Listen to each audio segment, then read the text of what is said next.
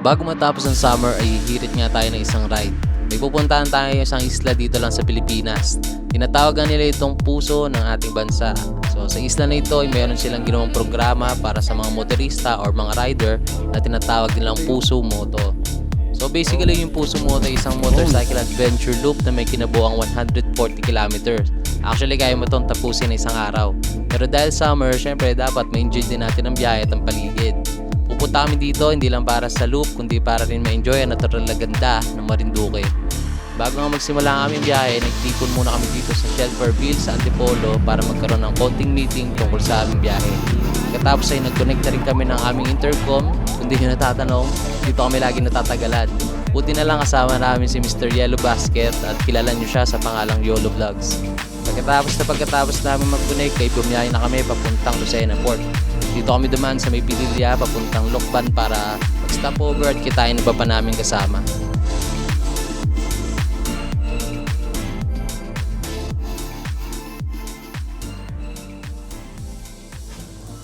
Thank you.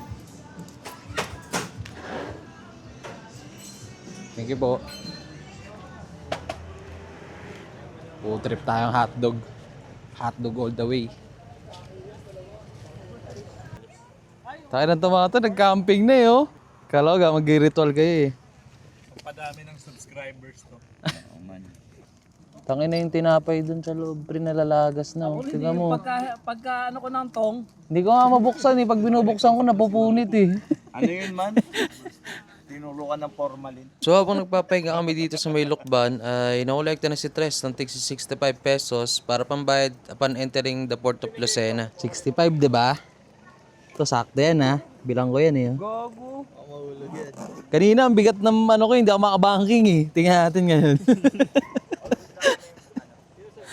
Tayo ng dami oh. So 4 minutes away from the port, nagpagas na ako dito sa max speed. Nagdagdag lang naman ako ng konti para pagdating doon sa Marinduque wala na akong paproblemahin na papagasa pa mga ganon. Port na ba to? Port na? Uy, ito na. Napanood ko to eh.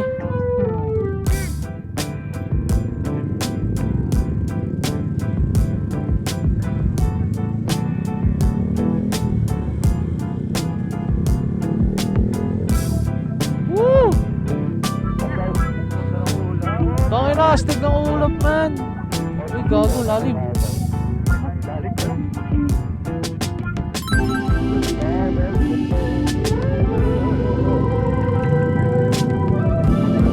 Ayun na, naging wild na. Naglabasan ng mga ano. Tess, ikaw na ba magbabayad dyan? Uy, nagbayad na kami sa'yo ah. Welcome to Port of Lucena. Maligayang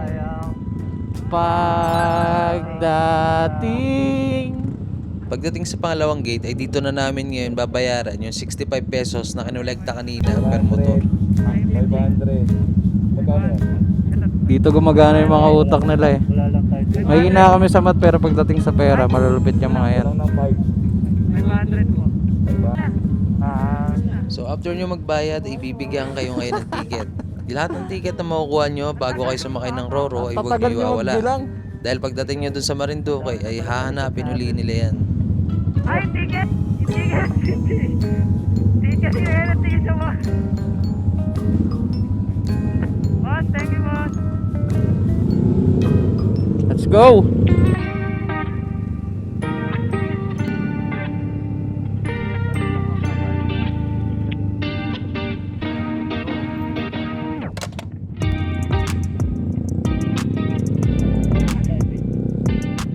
Marinduque. Outbound motorcycle, ito. Boss, saan po yung motor? Pag nakapasok na kayo ay may madadaanan uli kayo maliit na gate.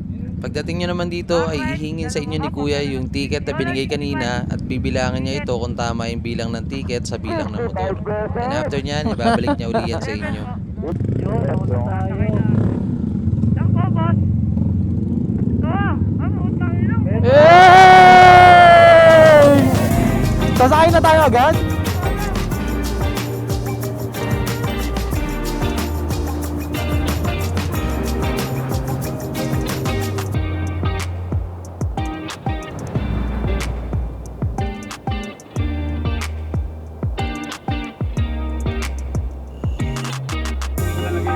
siguro nag-book sila ahead of time. Plate number.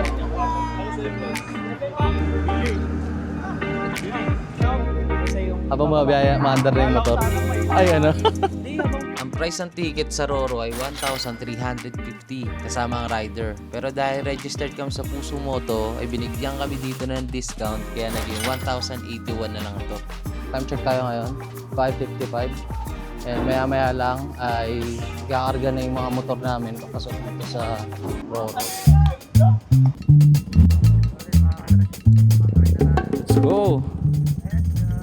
Pinapapasok na lahat ng motor.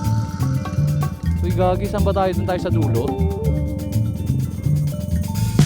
One side lang eh.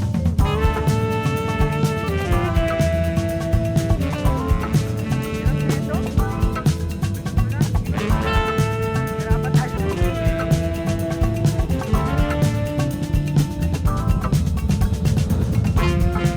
So yung sitwasyon ng mga motor doon medyo masikip na. Balak pa nga nila is parang 2 line pero parang tingin ko hindi kasya eh. Siguro parang pa slant na lang kami. Patalikod.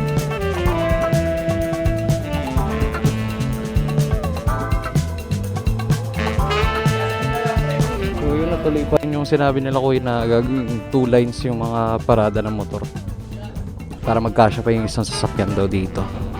So urong lang natin yung ating motor.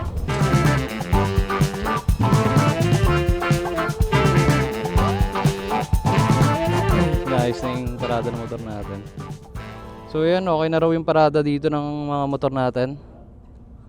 Bali itatali na lang yan nila kuya para safe kung sakaling yumugyug man yung barko dito tumba.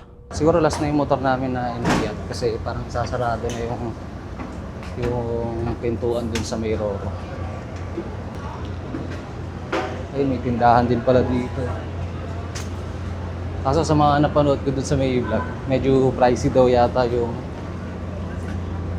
mga paninda. Sa taas. Lagi may sleeping ano pa dyan.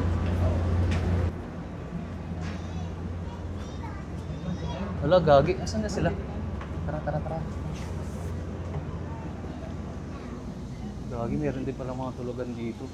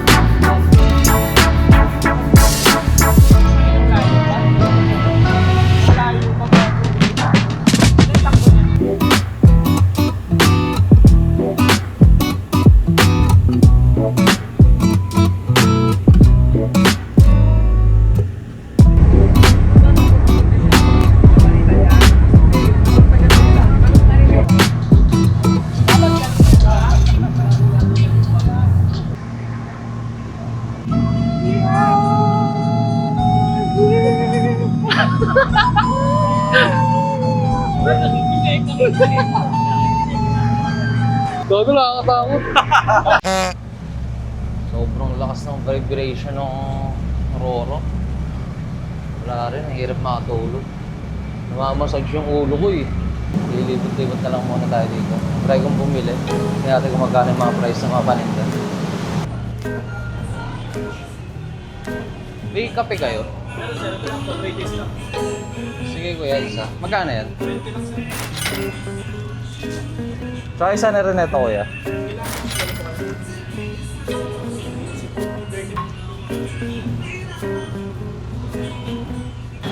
Kala ko, sobrang mahal mga paninda. Hindi naman talaga. Yung mga tropa natin. Bagsak yung dalawa.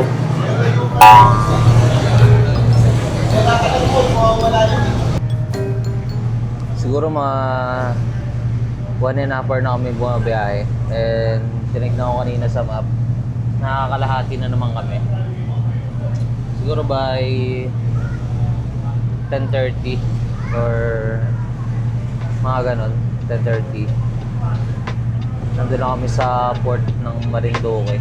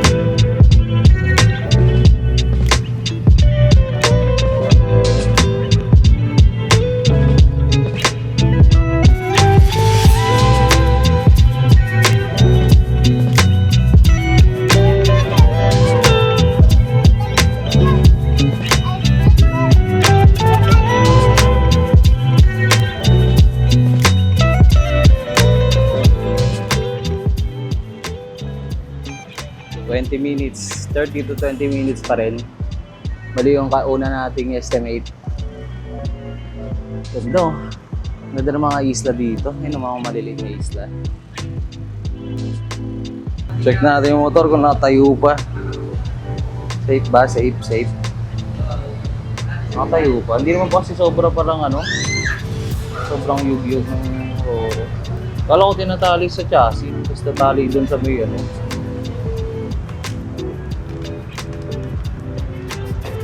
First up for the lakad. Please check your personal belongings and other valuable things before disembarking this vessel. Please remain seated while towing maneuver. Thank you and good morning. Good morning din. Attention! Attention all vehicles. Please stand by now to the respective maneuvering station and prepare for towing maneuver. Man on the station, man on the station. Forward and back. Nagbalik na daw tayo. Stand by, stand by.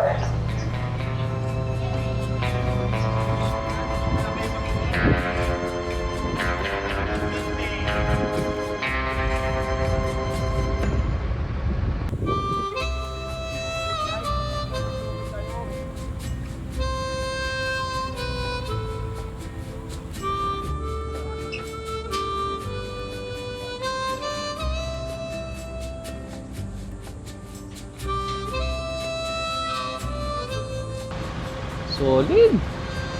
Ano? Hindi pa kami nakakababa niyan ha. Ganda na ng mga beach dito na natatanaw. Oh. Ang linaw ng tubig.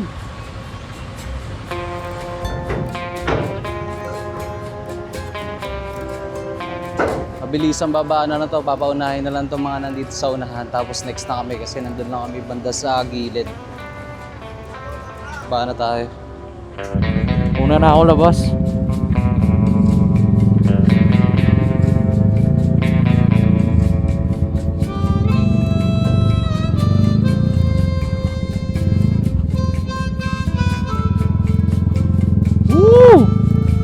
Marinduque! Let's go! Ganda, puta, parang gustong pumasok dun oh. Linaw ng tubig. Ayun, may mga isda no.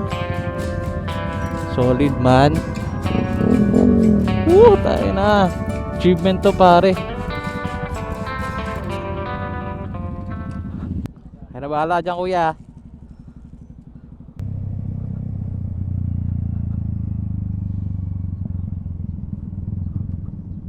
Kailangan ba uli? Let's go! Magandang panahon yung bumuod sa amin dito sa port na Marinduque. Hanggang ngayon nga tuwan-tuwa pa rin kami kasi sarap lang sa feeling na sariling motor mo pa rin yung gamit mo kahit nasa ibang isla ka na ng Pilipinas. Hey! Touchdown man!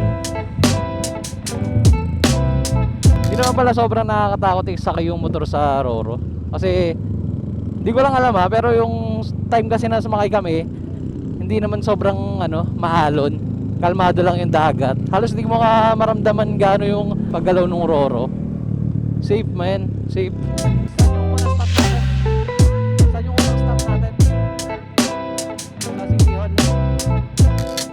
metro nga lang sa port ay nakasalubong na namin yung sikat na puno dito. Sabi dun sa napanood ko, matandang puno na raw yun at dapat puputulin na nga kasi nasa gitna siya ng ongoing na road widening. Pero di pumayag yung mga lokal dito kaya ang ginawa na lang ay iniwas na lang yung kalsada sa puno at ngayon naging attraction pa yun dito sa Marinduque.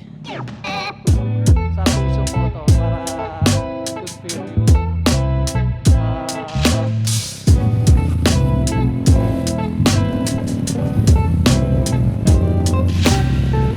grabe yung anino. Hindi ko nakikita yung anino nung nasa harapan ko.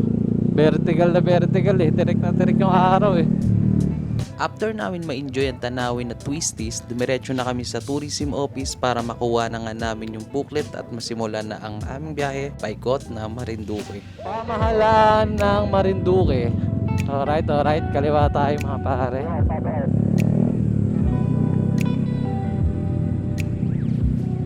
Dito natin kukunin yung passport, no?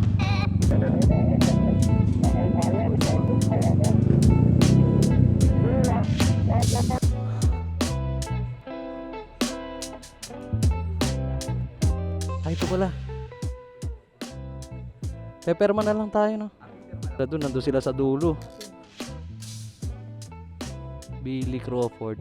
Ba't hindi Crawford? Bakit, uy? Bali yung booklet na binigay sa amin ay ang magsisilbing guide namin sa pagkakasunod-sunod ng mga station at yun na rin yung magsisilbing proof namin na nakarating kami dun sa lugar na yon sa pamamagitan ng paglalagay ng stamp sa booklet. O kaya naman sa pagtitake ng selfie sa Puso Mote Station kung halimbawa naman na walang available na pang stamp. Merong 13 stations ang Puso Moto paikot sa Marinduque. So dahil 3 days kami dito, hinati-hati namin ang mga stations na kukunin namin sa loob ng 3 araw. Dahil ang aming transient ay nasa Poktoy Beach, 5 stations ang pwede namin daanan bago kami makapunta dito. Simulan natin sa Buwak Cathedral.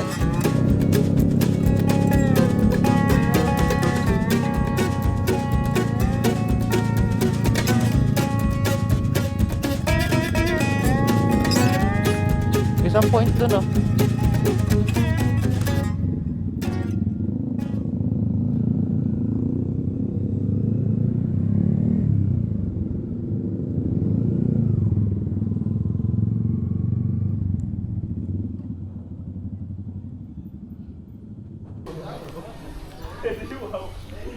Ito yung unang station na tatatakan namin ng pinakamalapit. So ito, tuturuan ko kaya. Oh, may stamp yan dito sa loob. Yun. Lagay mo natin yan dyan. Tapos tatatakan natin yan man. Yun oh. Tapos itong pagtatak, babalik na lagi yan dito. Kasi matutuyo yan. Diba? Doon kami galing sa taas, oh. Wala kasing parking daw dito. Naglakad pa kami pababa. Tapos yung araw, yung makikita mo, vertical yan man. Grabe. Uy, ang sarap. Tingnan nyo yung extra rice nila, ang galing. Nasa maliit na aldero. Ayun, ang cute, oh. At yung kaldero bang malit pag naubos? Amin na lang. Sa amin po. Kala ko giveaway, parang ano, souvenir yung cute. Marinduque kami ngayon, MM. Hindi ko na pa pala sumasagi sa utak ko. Paano kaya pag magsasaing dito? Ano bang gagamitin? Ito o ito? Iwan! Kasi maliit eh. Paano sa akin ito? Ito pa rin ba o ito na? Maliit eh. Ito lang tayo, tatlo tayo. Alin niyo to? Asan yun sa'yo? Wala man.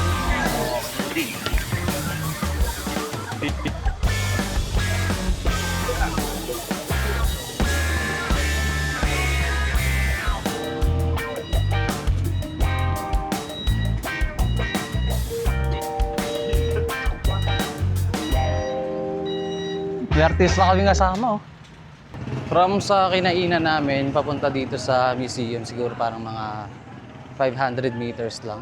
Ito na kami. Dito na agad. Pre, dalawa pala oh. Ayun din oh, may isa dun oh.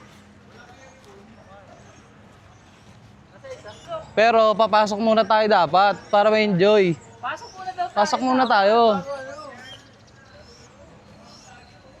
Ay, bawal yung video. Okay lang, sige. O pre, bawal daw mag-video, hanggang dito lang. Mali pala. Pwede mag-video, pero dapat hindi raw nagsasalita.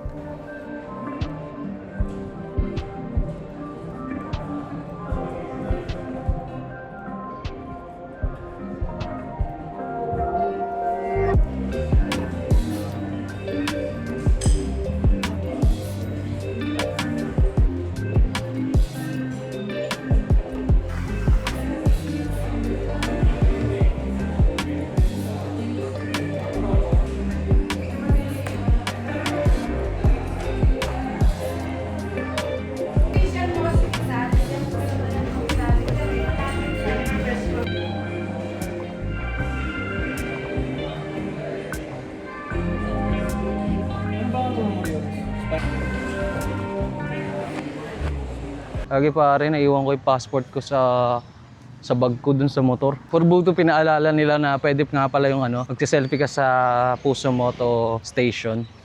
So yun, nagpicture na ako dun sa isa. Bali dalawang station dito, isa dun, tas isa dun. Selfie na lang tayo. Saan kaya yung butterfly park? Ayun na, 2 kilometer. Yun. Motor lang. So, babay tayo sa motor natin. So on the way tayo ngayon sa next checkpoint. At hindi ko alam kung ano yon dahil hindi ako nagtingin ng maps. Isa akong kupal. Hindi, titignan natin yan mamaya. Pag bumagal sila, mag-open tayo ng maps. Sila daw kasi sa GC. So yun mga pare, nakita rin namin yung butterfly farm na Mark.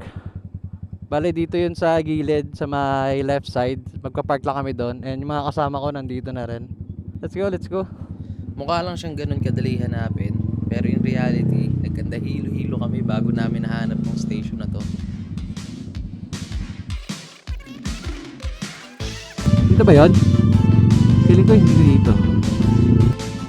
Tapos, diretso. Oh God. Dito. Pag ganun pa. Alright, ikot.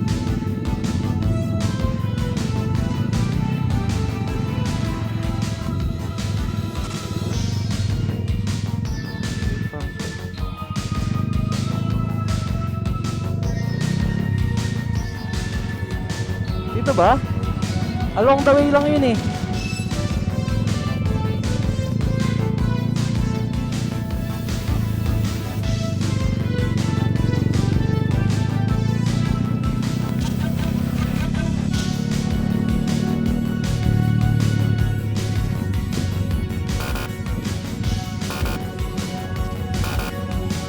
So yun mga pare, going ba kami sa highway kasi feeling namin hindi dito yun eh. Checking tayo. Dito lang yun sa area na to.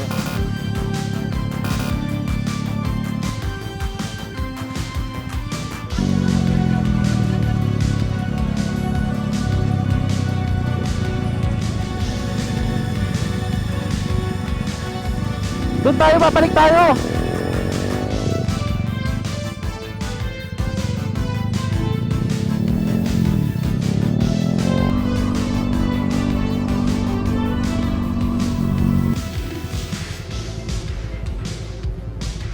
So yun mga pare, ito yung butterfly farm na sinasabi ko, yung parang iskinita papasok dyan. Kaso wala naman yung kasama ko.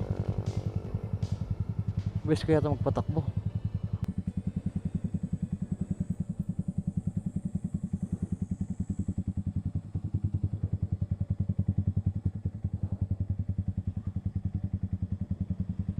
Ay, dito.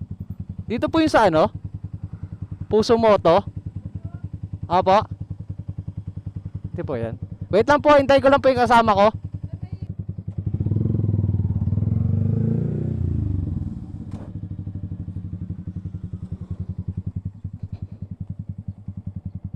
So yun mga pare, nakita rin namin yung butterfly farm na Mark. Bale dito yun sa gilid, sa my left side. Magpa-park lang kami doon. And yung mga kasama ko nandito na rin. Let's go, let's go. Magandang hapon po. Ganda nga po. Next to Larva. Tapos nakasabit na siya, magiging beef na yan. Ito po yung mga dumi nila. Opo, ayun yung mga poops nila. 24 hours silang kain lang ng kain. Yun, sana all. Laki nito! Kaya pala ang dilim ng screen ko, nakasalamin pala ako. Ako rin man. Tinanggal ko pa yung builder ko. Siguro, tingnan nyo yung mga pakpak ng butterflies ginawa nilang art. Ay, gagi, ano pala to? Marinduque. Marinduque yan man. Damn. Ang daming pakpak yan, oh.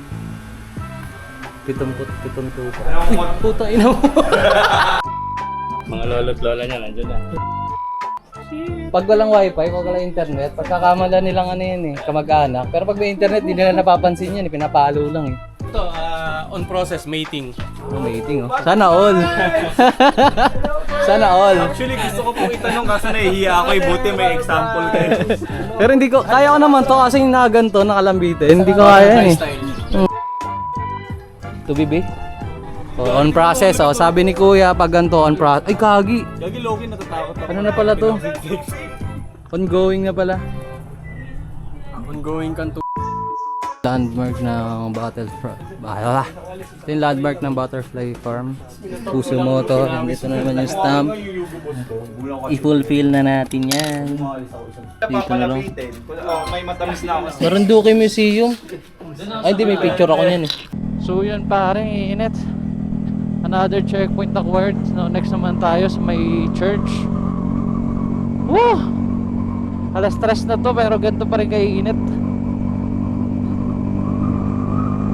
Game. Tuloy lang kahit ganito. Let's go!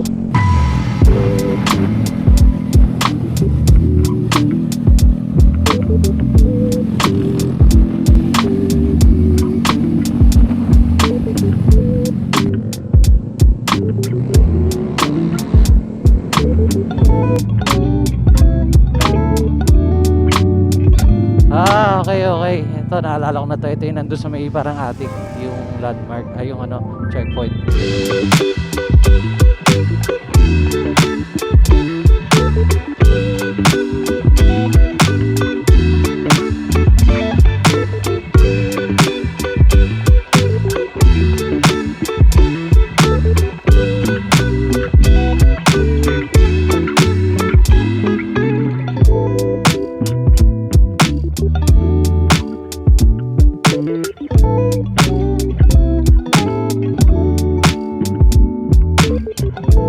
Bigasan Catholic Church checkpoint. Tataklan tayo. Yo. Pucha, anong oras na? Check natin. Alas 4 na. Grabe init dito, iba. Kahit hapon na kanina alas 3. Napakalagkit ng hangin. So thankful kami ngayon kasi medyo maaga-aga pa kami natapos. And then pagdating namin dun sa transient, baka maligo muna kami sa dagat para masulit namin. Tsaka abangan namin yung sunset. Pero ride out muna tayo mga pare. Kita-kits tayo dun. Let's go. Natapos na namin ngayon ang mga checkpoint para sa day 1 dito sa Marinduque. Ang next destination naman namin ay ang Puktoy Beach kung saan kami tutuloy at magpapahinga. Hindi gagawin, sarap pumunta dun. Damn! Makulimlim na kaya di nasagabal yung init ng araw sa aming biyahe. Kaya habang nakapokus kami sa kalsada at sa pagdadrive ay nakakasingit pa rin kami ng konting oras para tanawin yung dagat at kabundukan. Ganda!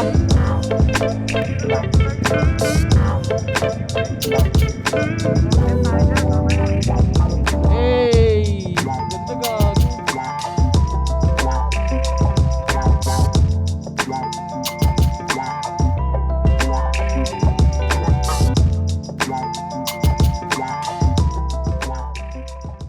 So yun mga pare, dito na kami.